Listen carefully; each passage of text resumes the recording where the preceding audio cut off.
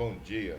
Que a graça e a paz do Senhor Jesus Cristo esteja com todos nós nesta manhã que se inicia como o primeiro domingo do ano de 2021. Eu gostaria de desejar a todos vocês, nossos irmãos em Cristo, da Igreja Batista em Três Irmãos, os nossos amigos, aqueles nossos companheiros que caminham conosco na palavra de Deus. Que o Senhor esteja abençoando grandemente.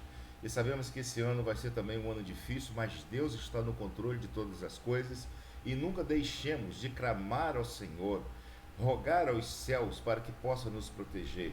O único que tem o poder de cuidar da nossa vida, de todo o nosso ser, é o nosso Deus. A Ele nós clamamos, a Ele nós chamamos todos os dias, a Ele nós convidamos, damos permissão ao Senhor para que Ele possa adentrar na nossa vida, para que Ele possa nos ajudar, para que Ele possa nos abençoar, assim como Ele nos livrou no ano de 2020, que Ele também possa estar com a tua mão estendida sobre a nossa vida nesse ano que se inicia, e que a Igreja de Cristo, ela tem que caminhar, ela não pode parar. Tenhamos coragem, tenhamos determinação e vamos avante, sabendo que o Espírito do Senhor habita em nós, e é por meio dele e para ele que nós vamos assim caminhar nesse ano de 2021, até quando assim o Senhor permitir. Eu gostaria de deixar para a nossa Igreja Batista em Três Irmãos e todos os amigos que nos ouvem. É um versículo bíblico conhecido de todos nós, mas muitas das vezes nós não colocamos em prática. Encontra-se em segundo livro de Crônicas, capítulo 7, versículo de número 14, que diz assim a palavra do Senhor: se o meu povo, que se chama pelo meu nome, se humilhar e orar, buscar a minha face e se afastar dos seus maus caminhos, dos céus o ouvirei, perdoarei o seu pecado e curarei a sua terra. A nossa terra está ferida, a nossa terra está precisando de cura. As pessoas precisam clamar ao Senhor. Nós precisamos reconhecer que somos pecadores, somos só falhos demais e que nós dependemos da ajuda do Senhor. Que este ano que se inicia, e hoje como o primeiro domingo do ano, vamos estar clamando ao Senhor. Senhor, nós nos humilhamos diante de Ti, reconhecemos que somos pecadores e somente o Senhor tem poder para perdoar os nossos pecados. Que Deus possa te abençoar abundantemente, você e toda a sua casa, toda a sua família, e que haja prosperidade naquilo que você vier a fazer. Louvado seja Deus por isso. Vamos estar fazendo esta oração como igreja reunida nesta manhã, e já para que Deus possa sim nos ouvir como sempre tem nos ouvido. Amado e querido Deus, nós te louvamos e exaltamos, reconhecemos a nossa pequenez e nos humilhamos diante do Senhor e clamamos os céus, porque eu sei que o Senhor nos ouve. Sei também, ó Deus, que o Senhor envia resposta para nós. Dai-nos, ó Deus, um ano suave, um ano leve, porque sabemos, ó Deus, que somos frágeis, somos vasos de barro, fracos, mas dependemos do Senhor para a nossa subsistência, e que a mão do Senhor permaneça estendida sobre as nossas vidas e que verdadeiramente o Senhor possa nos ajudar. Como Igreja de Cristo reunidos nesta manhã, nós clamamos que a palavra do Senhor diz que onde tiver 2 ou 3 pessoas reunidas no teu nome, ali o Senhor está no meio deles. Nós não estamos fisicamente, mas estamos reunidos espiritualmente diante do Senhor. Ouve, ó Deus, a nossa oração. Atende, ó Deus, as nossas necessidades. O estudo desta manhã, ó Deus, vem falar de um tema muito propício, de que o mundo está corrompido exatamente por não observar este mandamento, esta ordem do Senhor para nós: não adulterarás. E são várias formas de adultério, que há um vilipêndio contra a santidade do Senhor. Perdoa, Pai, a nossa terra. Perdoa, Pai, esses homens cruéis, corruptos e que não têm temor do Senhor. Que eles, ó Deus, sejam tocados pelo Teu Santo Espírito e que a nossa terra possa, ó Deus, ser verdadeiramente curada pelo Senhor, porque ela está enferma. A terra está doente por causa do pecado dos homens. Assim, Pai, o Senhor esteja conosco, nos perdoando, caminhando conosco, nos ajudando a caminhar na Tua presença. Abra o nosso entendimento para o estudo desta manhã e que nós possamos colocar em prática verdadeiramente este mandamento que o Senhor determinou em Êxodo 20:14, para que possamos, ó Deus, tomar dele como lição e caminharmos na Tua presença sem adulterarmos contra a Tua santidade. Assim nós oramos com perdão dos nossos pecados, em nome de Jesus. Amém. A palavra de Deus nesta manhã nos traz em Êxodo 20:14. Eu convido a você, se você puder, abrir a sua Bíblia para que juntos possamos estudar a palavra de Deus. Êxodo 20 vem falando sobre os mandamentos, as ordenanças, as ordens que Deus deu para que o seu povo andasse por ela. Em Êxodo 20:14 está dizendo: não adulterarás. Para muitas pessoas, o adultério é somente a parte quando o homem trai a mulher ou quando a mulher trai o homem. Mas o adultério também trata-se de santidade, quando o homem passa a adorar outros deuses ou outras coisas como se fosse Deus. É um adultério contra o Senhor, é uma prostituição contra o Senhor. E esses ficarão fora do reino dos céus, que são os idólatras. Então tenhamos cuidado para não cairmos em nenhum tipo de adultério, seja ele moral, social ou espiritual. Que Deus esteja nos incomodando com o teu Santo Espírito, para que não possamos permanecer no pecado. A palavra de Deus, nesta manhã, quando vem falando de adultério, vem falando para nós três partes, que nós vamos entrar daqui a pouco dividido, e nós vamos estudar sobre ela. A palavra de Deus, então, nos diz que todo ser humano, independentemente de sua nação, tribo, comunidade, crença ou cultura, existe um senso moral que reconhece o que é certo ou errado, ético ou imoral, e que o mal tem como consequência o julgamento e a punição. Imaginamos então a humanidade sem leis e sem normas. Como ficaria então, por exemplo, alguém que chegou primeiro e se apropriou de um território, logo em seguida demarcou em suas terras, mas pouco tempo depois alguém se dizendo dono, reivindica tal propriedade. Sem leis, normas e códigos de conduta moral, os homens então resolveriam os seus imbróglios como os animais, ou seja, o mais forte sempre seria o vencedor. Por isso, para o bem da sua própria criação, Deus nos concedeu suas leis morais. Nela, além de proteger o inocente e orientar quem está com a razão, o Senhor quer nos abençoar e punir o mal efetivamente. Mas o que acontece aos que desobedecem às leis de Deus? Note que os homens são mais obedientes às leis da natureza do que aos preceitos do Criador. Todo homem sabe que ao tocar em um fio de alta voltagem corre perigo de morte. Ninguém suporta mais que muitos minutos debaixo da água sem equipamento de mergulho. Se sobreviver, terá grandes sequelas. Aquele que pula então do 10º andar, sem nenhuma proteção, certamente morrerá. O motorista prudente não entra em uma curva a 360 km por hora, porque ele sabe que algo de errado poderá acontecer. Enfim, o homem sabe que as leis da natureza são implacáveis, são desobedientes aos seus desobedientes, as leis da natureza são implacáveis. A lei moral de Deus é inegociavelmente abençoadora em retardar a sua sentença. Talvez a única punição imediata seja a dor da consciência para muitos, conforme em Romanos 2,4.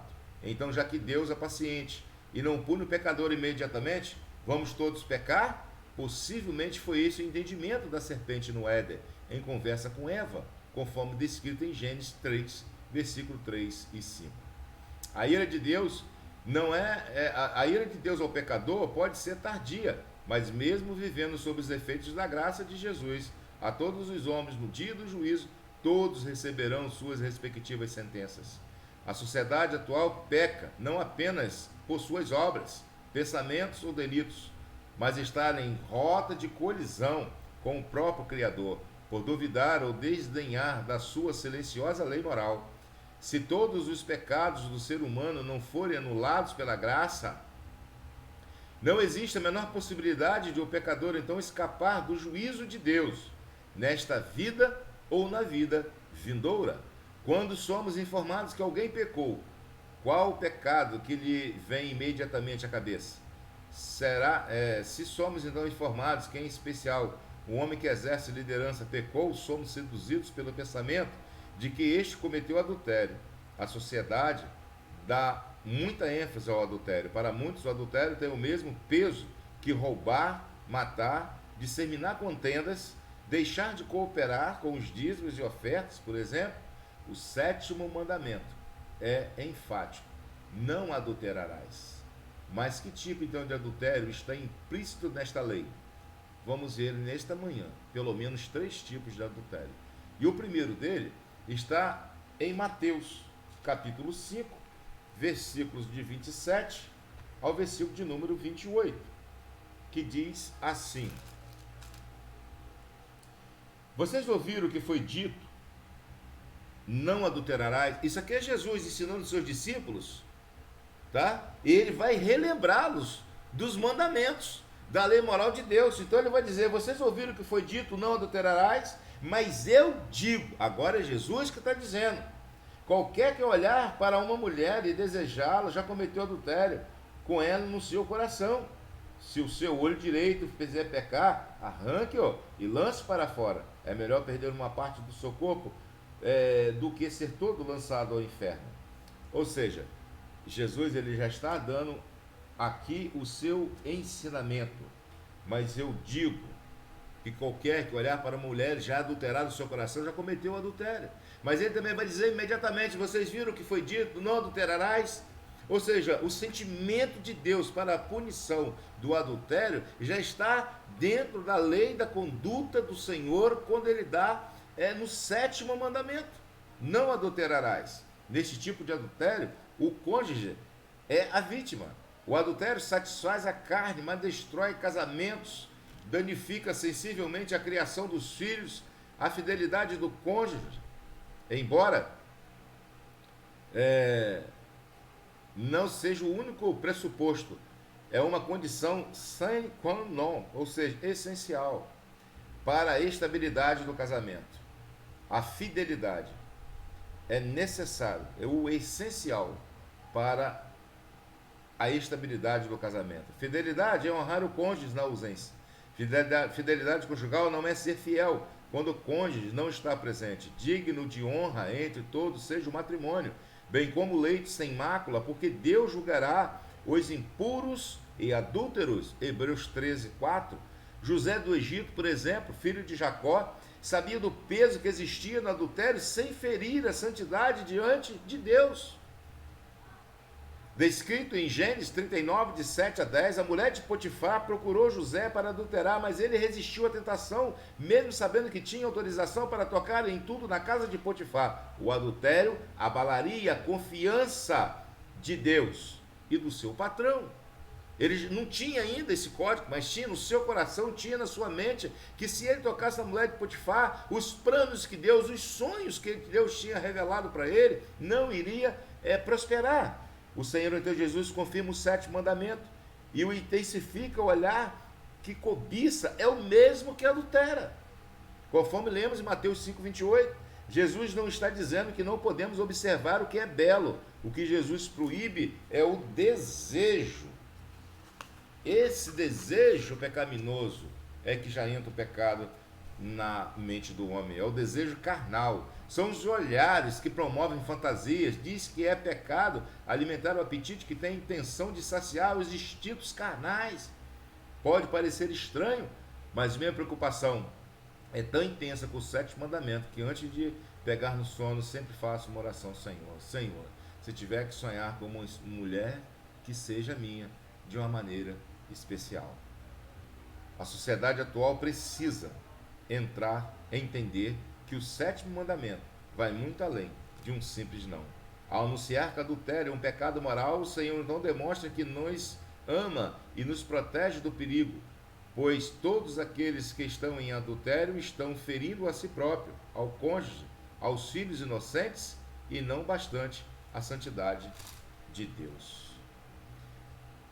A segunda maneira de adultério, a segunda forma de adultério, é o adultério social, que nós encontramos em Tiago, capítulo 4, versículo de 4 a 5, quando diz assim: adúlteros, vocês não sabem que a amizade com o mundo é inimizade com Deus? Quem quer ser amigo do mundo faz-se inimigo de Deus. Ou vocês acham que é sem razão que a Escritura diz que o Espírito que ele fez habitar em nós tem fortes ciúmes? Vocês acham que isso é... Ou vocês acham que isso é sem razão? Não. A razão que o Espírito Santo habita em nós é o sentimento de posse para Deus. Se desejarmos fazer o contrário, nós estamos adulterando contra a vontade de Deus. O que vem ser então agora é um adultério social. Você já ouviu falar do jeitinho brasileiro? Tal faceta tem exemplos positivos e negativos. Com as inúmeras crises financeiras na economia brasileira, o jeitinho brasileiro positivamente revelou que homens e mulheres, após perderem seus respectivos empregos, inovaram e descobriram talentos outrora desconhecidos. Não é raro ouvir histórias de brasileiros que começaram a vender pequenos bolos para a sua sobrevivência e que hoje são empresários no ramo. O jeitinho brasileiro, para alguns, foi a resposta para a desigualdade social e a revide as adversidades. Por outro lado, o jeitinho brasileiro revelou adúlteros sociais, as atitudes negativas do jeitinho brasileiro e a falta do civismo, onde enganar os outros, o governo e principalmente a Deus, tornou-se desculpa para a sobrevivência. Quem nunca ouviu falar de alguém que fora vítima de adulteração de combustível do posto onde abastecia o seu veículo? Conhece alguém que adulterou o odômetro do automóvel para diminuir a quantidade de quilômetros rodados com a finalidade de valorizar o seu carro?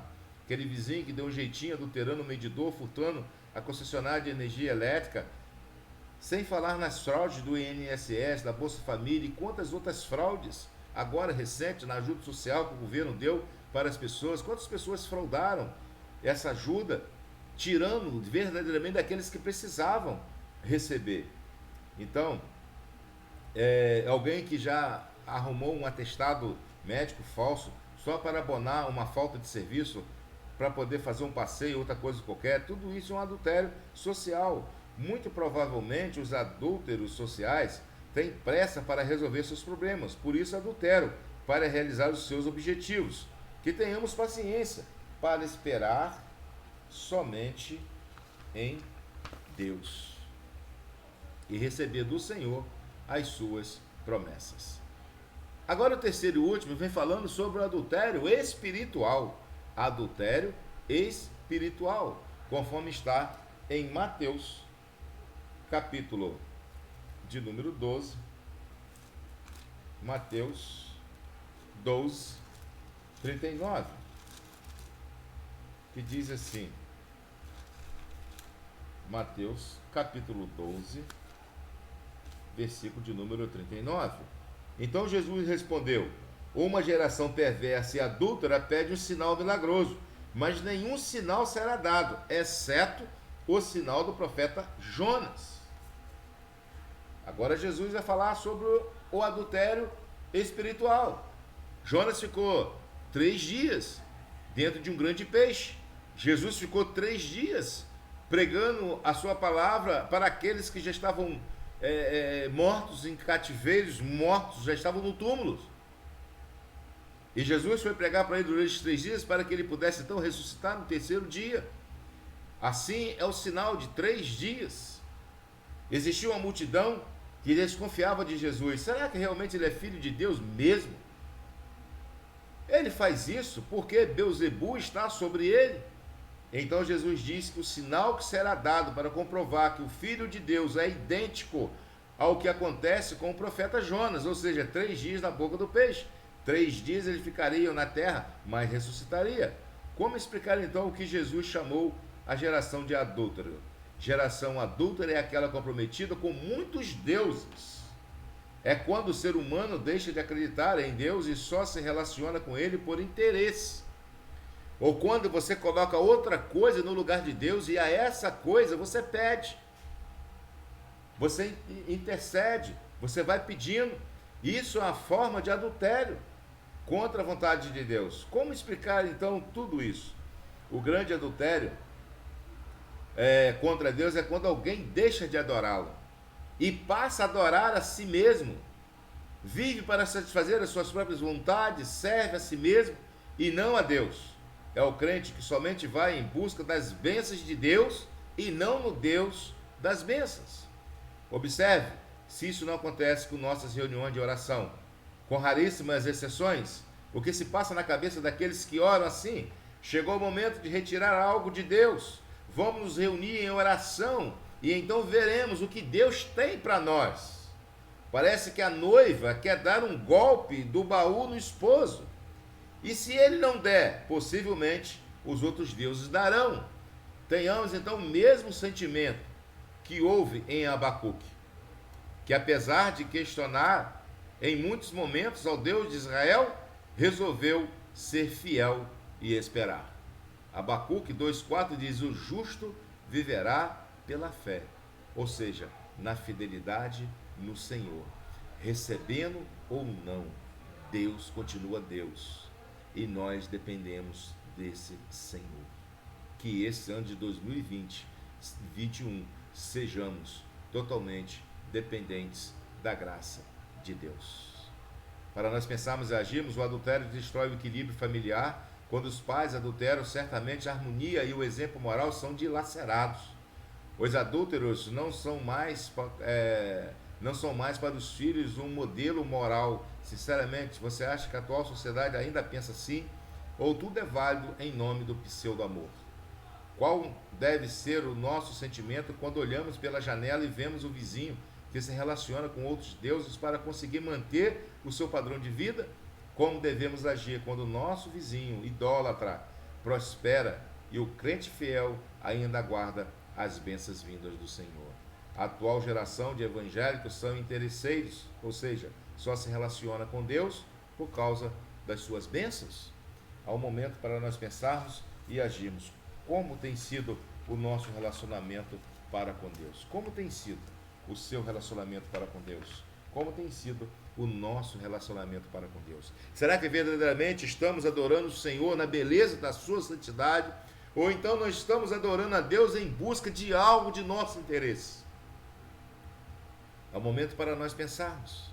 O adultério tem destruído vidas, famílias, principalmente vidas espirituais, porque as pessoas estão negociando com Deus, e Deus é Deus de aliança e não Deus de negócios.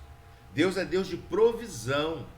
Deus é Deus de abastança, Deus de milagre, Deus de cura, Deus de salvação. E é esse Deus que nós temos que clamar.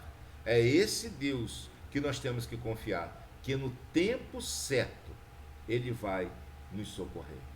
Oremos nesta manhã.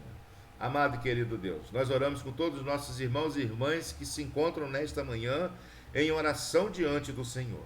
Nós oramos, ó Deus, pelas famílias da igreja, pelos enfermos da tua casa.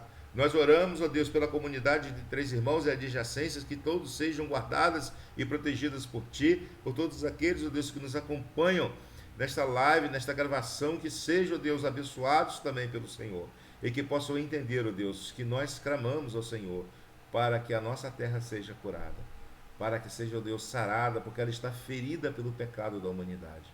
Perdoa para os nossos pecados. Não permita, Deus, que venhamos a ferir este sétimo mandamento, porque o do Senhor tem nos ajudado. Assim, ó Deus, nós oramos agradecidos no nome de Jesus, hoje e sempre. Amém, Senhor. Que Deus te abençoe. Logo mais teremos o culto normal na igreja. A sua presença será indispensável. Deus te abençoe.